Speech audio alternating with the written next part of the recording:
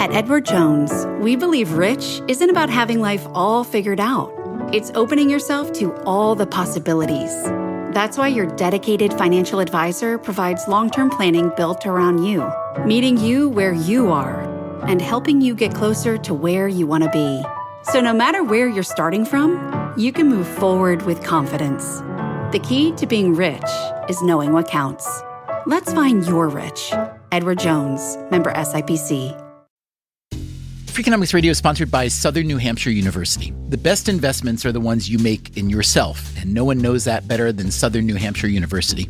With more than 200 online degree programs, no set class times, and low online tuition, Southern New Hampshire University is built to fit your life today and set you up for success tomorrow. Education is an investment. Why not make it a smart one? Apply for free at snhu.edu/Freakonomics. Freakonomics Radio is sponsored by Amica. You know what they say, if you want to go fast, go alone. If you want to go far, go together. So go with Amica and get coverage from a mutual insurer that's built for their customers, one that looks after what's important to you together. Auto, home, life, and more, coverage that fits your unique needs. Amica helps you protect what matters most. Visit amica.com and get a quote today.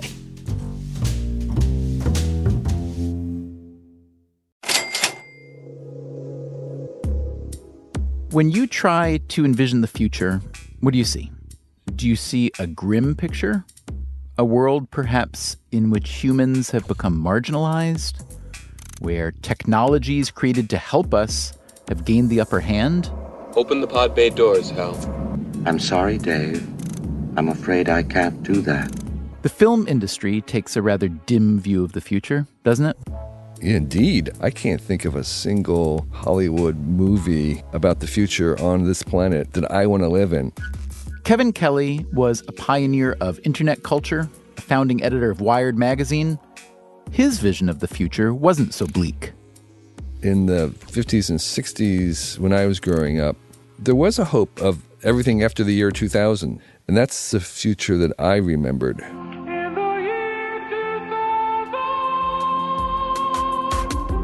In a new book called The Inevitable, Kelly tries to see whether his youthful optimism squares with the technological realities of today and tomorrow.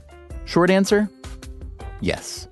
I think that this is the best time in the world ever to make something and make something happen. All the necessary resources that you want to make something have never been easier to get to than right now. So from the view of the past, this is the best time ever. And it's getting better. Artificial intelligence will become a commodity like electricity, which will be delivered to you over the grid called the cloud. You can buy as much of it as you want, and most of its power will be invisible to you as well. But, of course, it could all go wrong. We've never invented a technology that could not be weaponized. And the more powerful a technology is, the more powerfully it will be abused.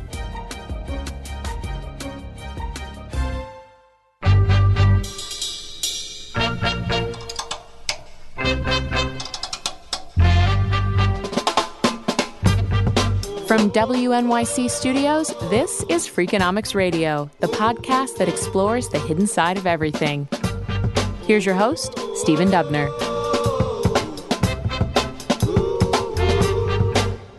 Kevin Kelly, a writer and thinker, has what he calls a bad case of optimism. It's rooted in the fact that, on average, for the past 100 years or so, things have improved incrementally, a few percent a year in growth.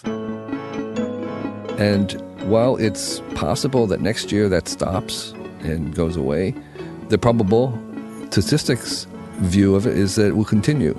Kelly envisions a world where ever more information is available at any time, summoned by a small hand gesture or voice command, a world where virtual reality augments our view of just about everything, where artificial intelligence is seamlessly stitched into our every move. Most of AI is going to be invisible to us. That's one of the signs of the success of a technology, is it becomes invisible. So invisible that without our even knowing about it, AI will read our medical imaging and approve our mortgages. It'll drive our cars, of course, and perhaps become our confidant. So I think our awareness of it, for the most part, will be as a presence in our lives, and we take for granted very, very quickly, in the same way that we take for granted Google. People don't realize, I try to stress to my son, you know, when I was growing up, you couldn't have your questions answered. You didn't ask questions because there was no way to get them answered. And now we just routinely ask dozens and dozens of questions a day that we would never have asked back then, and yet we just sort of take it for granted. And I think a lot of the AI will be involved in assisting us in our schedules, our days, answering questions as a partner in getting things done. So think of it as a GPS for your life, in the way that you kind of set your course in the GPS and then it's going along and it's telling you how to go, but oftentimes you're overriding it and it's not bothered by that. It's got another plan right away. And then you change your mind. It's, oh, no problem. I got another one. I have another schedule here. I'll do this over here. I'll get this ready for you. I'll make this reservation. I'll buy this thing. No problem. You change your mind. No, well, I'll send it back. No problem. Kind of like having a presence that is anticipating and helping your life. I think that's what it looks like, even, I would say, within 20 years. So we've done quite a few episodes of Freakonomics Radio that address the future, especially when it comes to the interface between technology and employment, the idea of whether there will be, quote, enough, end quote, jobs for people, whatever enough means.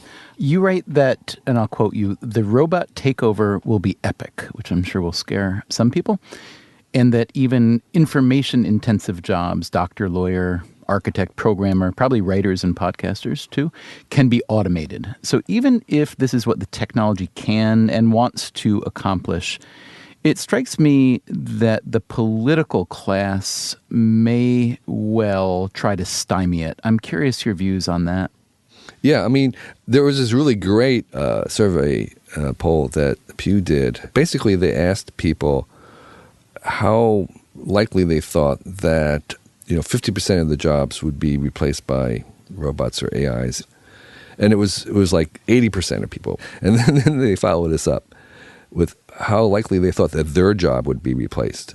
Like nobody believed that your job would be. And it was across the board. And I did the same exact survey actually in a crowd of people who came to my book party, 200 people. We had instant polling devices, and I asked the same thing. It was exactly the same pattern. Everyone believes that most of the jobs will be replaced, and no one believes that their job will be replaced. And I think it's actually neither. I think most of these, our jobs are bundles of different tasks, and some of those tasks, or maybe many of those tasks, will be automated. But they'll basically redefine the kinds of things that we do. So a lot of the jobs are going to be reinvented rather than displaced, particularly in the kinds of things we're talking about of the professional classes. I'm not saying that the AI can't be creative. It can be. In fact, we're going to be shocked. In some senses, we're going to realize that creativity wasn't so creative. Creativity is actually fairly mechanical, that we will actually be able to figure out how to have AIs be creative. But the thing is they're going to be creative in a different way than we are. I think probably the last job that the AIs or robots will do will be a comedian. I mean, they'll have a different sense of humor. They won't get us in the same way that we get us.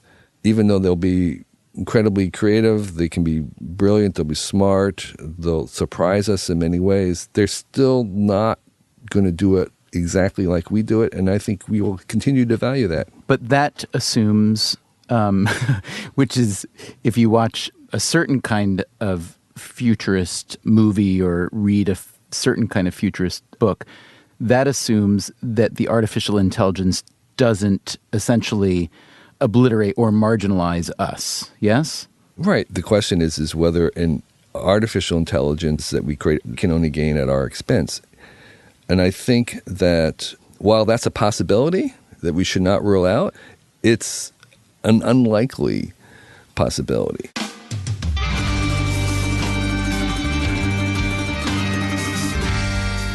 You write, Kevin, that this is not a race against the machines. If we race against them, we lose. This is a race with the machines.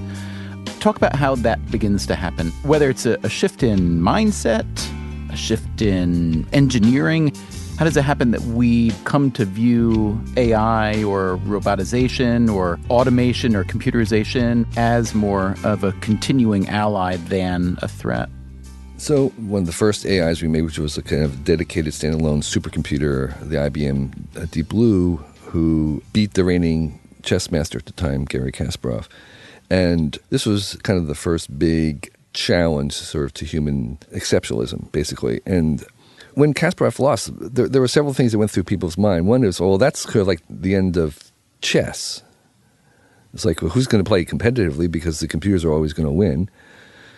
And that didn't happen. In a funny kind of way, playing against computers actually increased the extent in which chess became popular. And on average, the best players became better playing against the artificial minds. And then finally, Kasparov, who lost, realized at the time that he said, it's kind of unfair because if I had access to the same database that Deep Blue had of every single chess move ever, I could have won. And so he invented a new chess league. There's kind of like the freestyle league, like a kind of free martial arts. You can play any way you want. So you could play as an AI, or you could play as a human, or you could play as a team of AI and humans. And in general, what's happened in the past couple of years is the best chess player on this planet is not an AI, and it's not a human. It's the team that he calls centaurs. It's the team of humans and AI because they're complementary, because AIs think differently than humans. And the same of the world's best medical diagnostic is not Watson. It's not a human doctor. It's the team of Watson plus doctor. And that idea of teaming up is going to work because inherently AIs think differently, even though they're going to be creative, even though they'll make decisions, even though they'll have a type of eventually consciousness, it will be different than ours because we're running on a different substrate. It's not a zero-sum game. And how much AI was applied to the writing of the book? I mean, obviously you spell check and things like that, but I'm curious if there's anything else. Not as much as I would like, because AI has been around for 50 years and very slow progress, and that is because it was very, very expensive to do. AI was expensive because good artificial intelligence requires a lot of data and a lot of what's called parallel processing power. But the cost has come down, an unexpected gift from the video game industry. The reason why we have this sudden surge into AI right now in the last couple of years is because it turned out that to do video gaming, you really needed to have parallel processing chips. And they had these video chips, graphical processor units, that were being produced to make video gaming fast, and they were being produced in such quantities that actually the price went down and became a commodity. And the AI researchers discovered a few years ago that they could actually do AI not on these big, expensive, multi-million-dollar supercomputers, but on a big array of these really cheap GPUs. Add to that the fact that more and more objects are being equipped with tiny sensors and microchips, creating the so-called Internet of Things.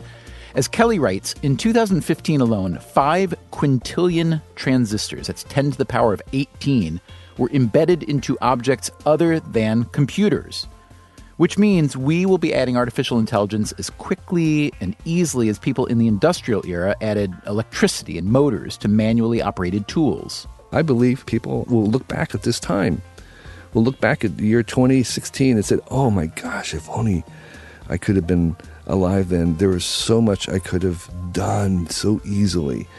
And here we are. But one area of technology isn't keeping up. And that's batteries. I think a lot of this Internet of Thing, the idea that we take all your shoe and your clothes and the chair and the books and the light bulbs in your house and all of them are connected. I think part of what's holding that back is not the sensors and the chips intelligence, but the power. What I don't want to do is spend all my Saturdays replacing all the batteries and all the things in my house. Predicting the future anytime in any realm is fairly perilous. You admit in your book that you missed a lot about how the internet would develop, for instance. So without meaning to sound like a total jerk, let me just ask you, why should we believe anything you're telling us today about the future? Yeah, I think every futurist, including myself, is basically trying to predict the present. And so you should believe me to the extent that it's useful to helping you understand what's going on now. As much as possible, I'm not really trying to make predictions as much as I am trying to illuminate the current trends that are working in the world. These are ongoing processes. These are directions rather than destinies. These are general movements that have been happening for 20 or 30 years. And so I'm saying these things are already happening. They looks like they're going in the same direction. And so I might be wrong, and I probably will be wrong on much of it. But I think if you see what I'm seeing, I think you will agree that it's happening right now, and that can be useful to anybody who's trying to make something happen or make their lives better. Let me just give you a quick little parallel about what I mean by inevitable, which is the title of the book. I'm talking about long-term processes rather than particulars. And so imagine, rain falling down into a valley. The path of a particular drop of rain as it hits the ground and goes down the valley is inherently unpredictable. It's stochastic. It's not at all something you can predict. But the direction is inevitable, which is downward. And so I'm talking about those kinds of large-scale downward forces that kind of pull things in a certain direction and not the particulars. And so I would say that in a certain sense, the arrival of telephones was inevitable. Basically, no matter what political regime or economic system that you'd have, you would get telephones once you had electricity and wires. And while telephones were inevitable, the iPhone was not. The species, the particular product or company wasn't. So I'm not talking about the particulars of certain inventions. I'm talking about the general forms of things. Coming up on Freakonomics Radio, how good of a driver are you, really, compared to an autonomous car? Even though there's a few people who die from robot cars a year, humans kill 1 million people worldwide a year, and we're not banning humans from driving. And if you want to hear more conversations like this one, check out the Freakonomics Radio archive at Freakonomics.com, on iTunes, or wherever you get your podcasts.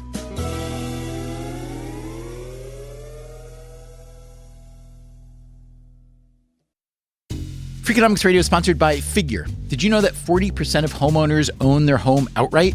If that's you, don't let your equity sit idle. Tap it with a home equity line of credit. Figure, the #1 non-bank HELOC lender in the U.S., helps tap equity you've built in your home so you can do things like tackle a renovation or pay down debt. HELOC is a line of credit secured by your home. You can draw what you need, repay, and draw again. Figure offers a 100% online application. Get approved in 5 minutes and funding in as few as 5 days. It's faster than a bank loan and cheaper than a personal loan. Check your rate today without impacting your credit at figure.com/Freakonomics. This post is sponsored by Figure, NMLS ID 1717824. Figure is an equal housing lender. For more information about their licensing, visit nmlsconsumeraccess.org. Figure's HELOC is subject to credit approval and terms apply. Freakonomics Radio is sponsored by Everpure. Data is crucial to businesses, but managing it can create friction, risk, and manual work.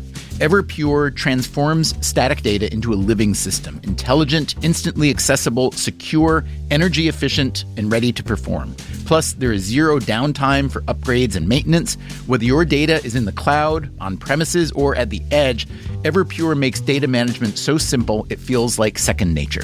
Tame your data chaos with Everpure. Visit everpuredata.com to learn more. Freakonomics Radio is sponsored by Southern Company. The world and its energy needs are always changing. Southern Company's commitment to meeting this demand stays the same. That's because Southern Company believes energy is more than a utility, it's what powers possibilities. So they are looking ahead and investing $80 billion in infrastructure upgrades and are committed to fueling growth in ways that benefit all customers so that reliable and affordable energy is accessible for generations to come. Go to southerncompany.com to learn more. Southern Company, building the future of energy.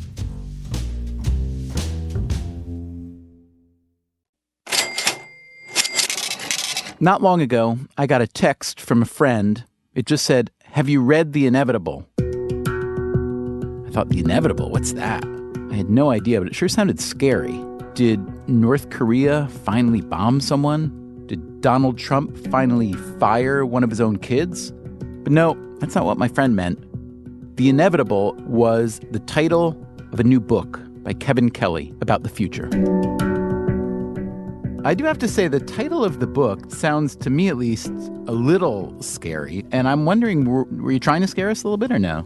No, I wasn't trying to scare people. I think people are scared enough as it is. I was trying to suggest basically what it meant literally, which is that we need to accept these things in the large form.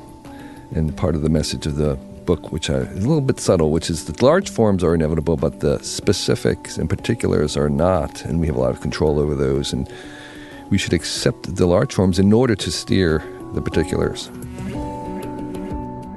One of the inevitable trends that Kelly points out is dematerialization, the fact that it takes so much less stuff to make the products we use. Yeah, that's a long, ongoing trend. The most common way is to use design to be able to make something that does at least the same with smaller amount of matter.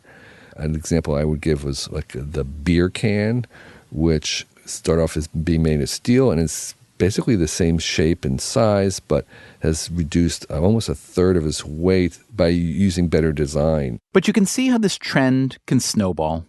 Instead of 100 books on a shelf, I have one e-reader. Instead of 1,000 CDs, a cache of MP3 files, which I may own or more likely borrow from the cloud whenever I want them. The current example would be the way that people are reimagining a car, which is a very physical thing, as a ride service that you don't need to necessarily buy the car and keep it parked in your garage and then parked at work, not being used, when you could actually have access to the transportation service that a thing like Uber or taxis or buses or public transportation give. So you get the same benefits with less matter. But one of the things that's sitting in my recording booth is a hardcover copy of your book, The Inevitable. And it just strikes me as so weird that for a set of ideas that we're talking about today, that it is still published in classic Dead Tree format. And I'm curious whether you felt that there was a little bit of a paradox in that, or are you happy to exploit technologies from previous generations for as long as they're still useful, even if in small measure? So there's a couple things to say about it. Let me say the larger thing first, and then get to the specifics about the book. Most of the things in our homes are old technology.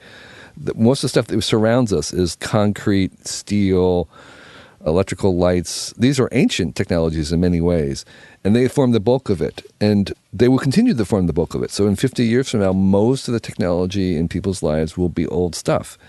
We tend to think of technology as anything that was invented after we were born.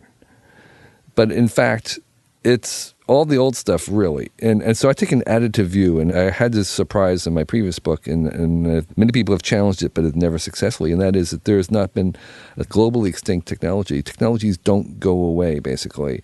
They just become invisible into the infrastructure. And so, yes, there will be paper books forever. They will become much more expensive, and they may be kind of premium and luxury items, but they'll be around simply because we don't do away with the old things. I mean, there are kind of like more blacksmiths alive today than there were ever before. The more people making telescopes by hand than ever before. So lots of these things, they just don't go away. But they're no longer culturally dominant. And so paper books will not be culturally dominant. And in fact, this book, The Inevitable, it has digital versions. I'd love you to talk for just a couple minutes about the ongoing need for maintenance, even when the technological infrastructure we're building and using every day wouldn't seem to be as inherently physical and in need of maintenance as the old infrastructure.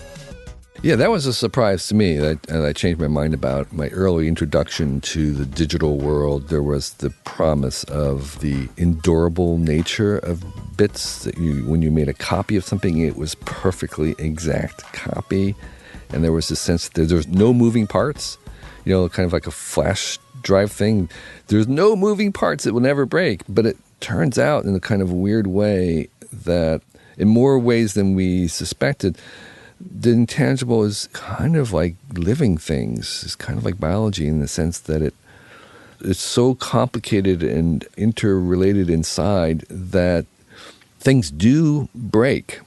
And there are little tiny failures, whether it be inside a chip, a particular bit, that can have cascading effects and that can actually make your thing sick or broken.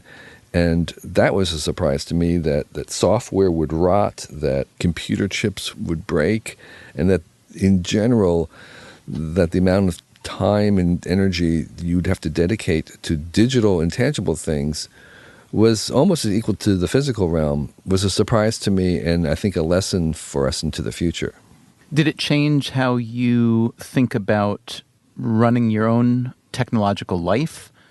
You write that you used to be one of the last guys to update everything because, I got used to things the way they are. I don't need the update or the upgrade. And how has that changed how you do it now? Yeah, well, I learned by being burned, by experience, by waiting till the last minute to upgrade, that it was horrible and that it was more traumatic in the sense that when I did eventually upgrade, I had to upgrade not just the current system, but everything else that it touched, forming this sort of chain reaction where upgrading one thing required upgrading the other, which required upgrading the other. And that when I did these calculations and changed my mode and tried to upgrade pretty fast as soon as, maybe not the very first rev, but the next one after that, that it was actually it was like flossing. It was like hygiene. You just sort of wanted to keep up to date because in the end, you actually spent less time and energy. It was less traumatic. And you gained all the benefits of that upgrade. And so there is a sort of digital hygiene approach to things that I take now. And that's not the only way that I changed. I also realized that the purchase price is just one of the prices that you pay when you bring something into your life. That there is this other thing that you actually do have an ecosystem, even in your household, and even in your workplace, whatever it is, and that bringing something on, you're now committed to tending it. When you're talking about bringing something into your home, I thought the one product that I've seen that number, they usually call it like cost of ownership, I guess, is cars. And I don't think it's the car manufacturers themselves who calculate that for you. Maybe it is. I don't know.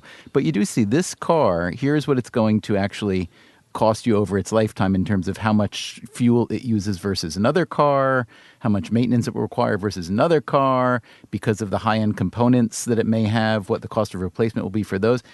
And I like that, but I want that calculation attached to everything. I want that calculation attached to the people that come into my life even. Yeah, no, I think you're onto something. I think this idea of calculating the cost of ownership for digital devices or software apps, for that matter, would be very, very valuable and would not actually be that hard to derive because, everything is being kind of logged in some capacity.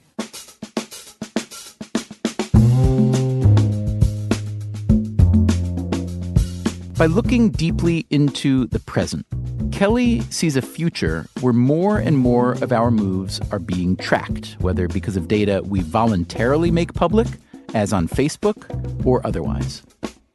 Inevitably, we will be tracking more and more of our lives and will be tracked more and more, and that's inevitable. And what we have a choice about is the particulars of how we do that, whether we do that civilly or not.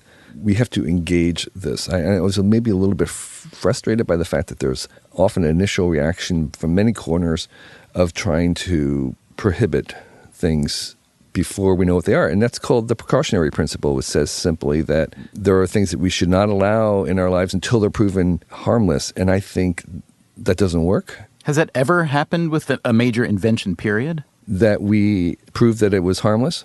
Yeah, before it being, let's say widely adopted? In general, no. I don't think that there has ever been that, and I think it's kind of unfair to request it, but it does seem to be a current motion, like, say, in the genetically modified crop area. So people saying we can't have these because we can't prove that they're harmless. And so There are attempts to do that with AI driving, a robot car, with saying, no, you can't have robot cars on the road until we prove that they're completely safe. And that's not going to happen, and that's unfair because even though there's a few people who die from robot cars a year, humans kill 1 million people worldwide a year, and we're not banning humans from driving. In the future that you envision, who are the biggest winners and losers? I think it's all comparative. I think there will certainly be people who gain more than others, and to them, who only gain a little, that might seem that they lost. But I suspect that everybody will be gaining something. And perhaps the poorest in the world will continue to gain the most over time. But there will be people who won't gain as much as many others. I don't want to call them losers, but those people, I think, are going to, by and large, be those who will be unable to retrain or unwilling to retrain.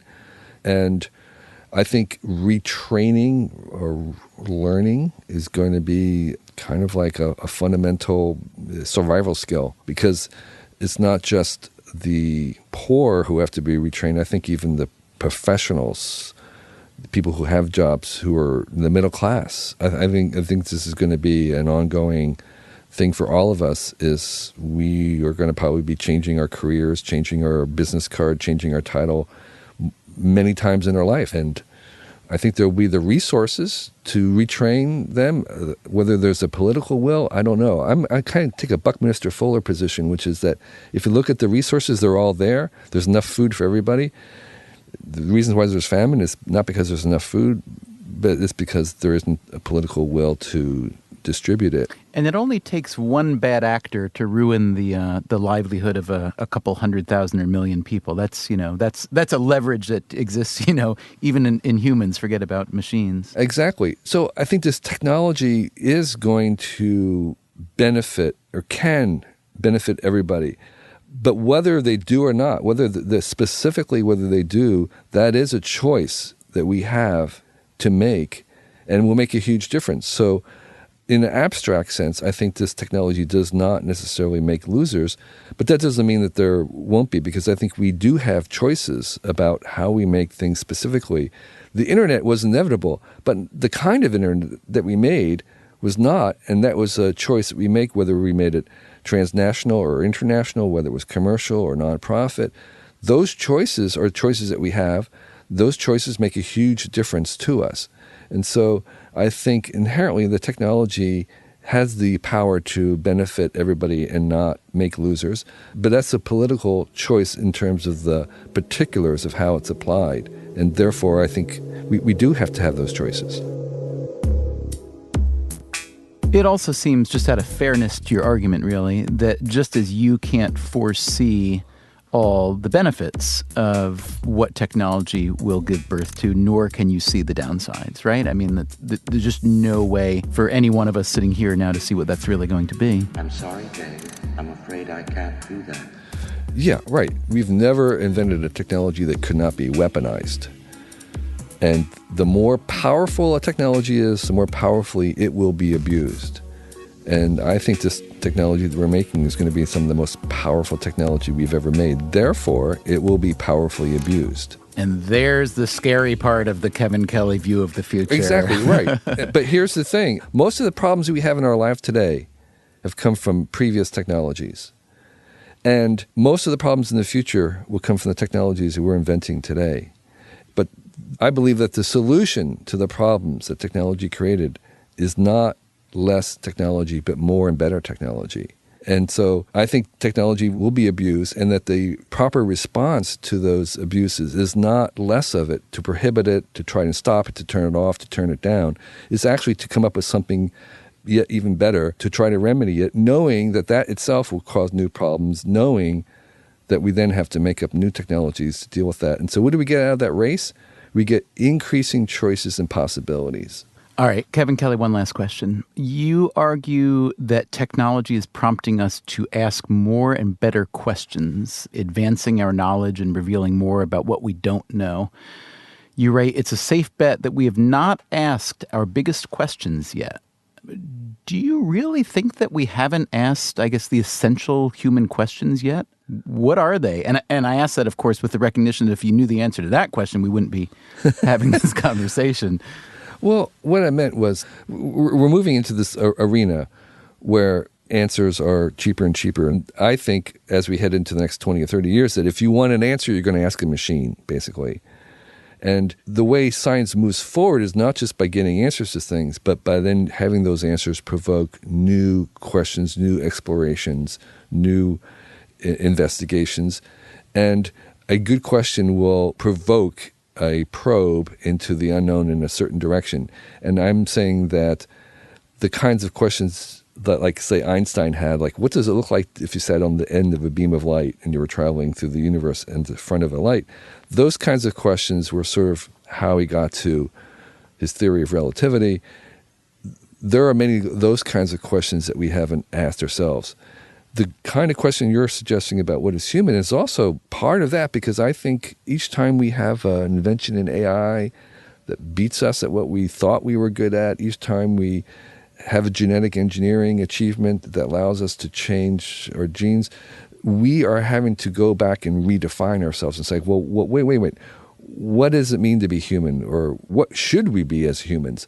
And those questions are things that maybe philosophers have asked, but I think these are the kind of questions that almost every person is going to be asking themselves almost every day as we have to make some decisions about, is it okay for us to let a robo-soldier decide who to kill?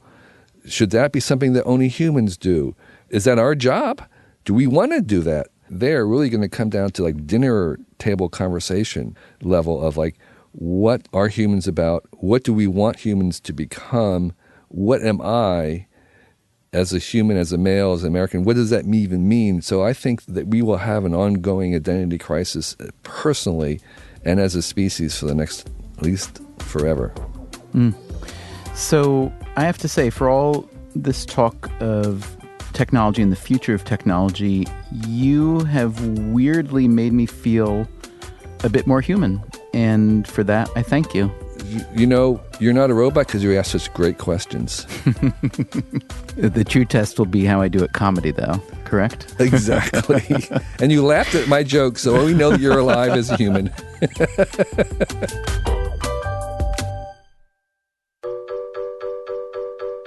Next time on Freakonomics Radio, Steve Levitt, my Freakonomics friend and co-author, has long dreamed of solving an economic puzzle, and he's finally done it with the help of an app.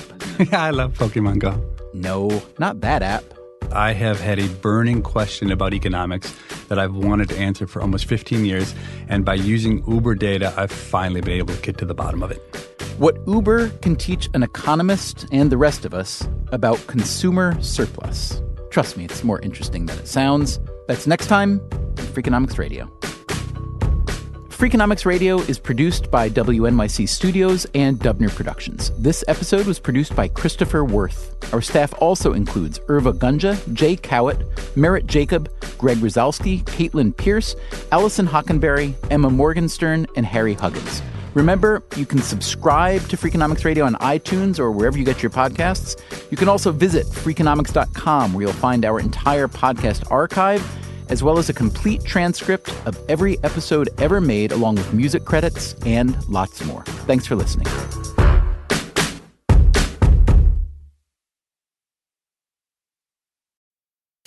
Freakonomics Radio is sponsored by Ozempic.